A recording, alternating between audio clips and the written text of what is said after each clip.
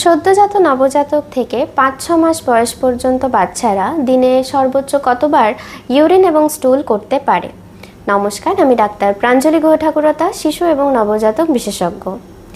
সাধারণত সদ্যজাত শিশুরা জীবনের প্রথম ৪৮ ঘন্টার মধ্যে প্রথম স্টুল পাস করে এবং ২৪ ঘন্টার মধ্যে প্রথম ইউরিন পাস করে।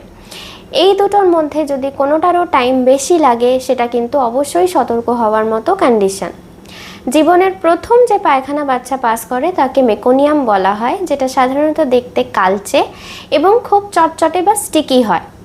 স্তন্যপান বাচ্চারা শুরু করে, এই পায়খানার রঙও চেঞ্জ হয়, হলদে ভাব দেখা যায়। ব্রেস্ট ফিডিংয়ের পরেও যদি বাচ্চা অল্প পরিমাণে এরকম লিকুইড স্টুল পাস করছে, সেটা নিয়েও চিন্তা করবেন না, কারণ এটা বাচ্চাদের গ্যাস্ট্রোকোলিক রিফ্লেক্স নামে একটা নর্মাল ফিজিওলজিক্যাল ফেনোমেনার মধ্যেই পড়ে। পায়খানার সাথে যদি আপনাদের শিশু দিনে ৭-৮ বার করে মিনিমাম পেচ্ছাপ করছে, ঠিকমতো স্তন্যপান করতে পারছে, তার ওজন ঠিকঠাক বাড়ছে এবং ২০ মিনিট ধরে ব্রেস্ট ফিডিংয়ের পরে সে শান্তিতে ঘুমাচ্ছে, এই সব জিনিসগুলো যদি হয় তাহলে কিন্তু আপনার চিন্তার কোনো কারণ নেই।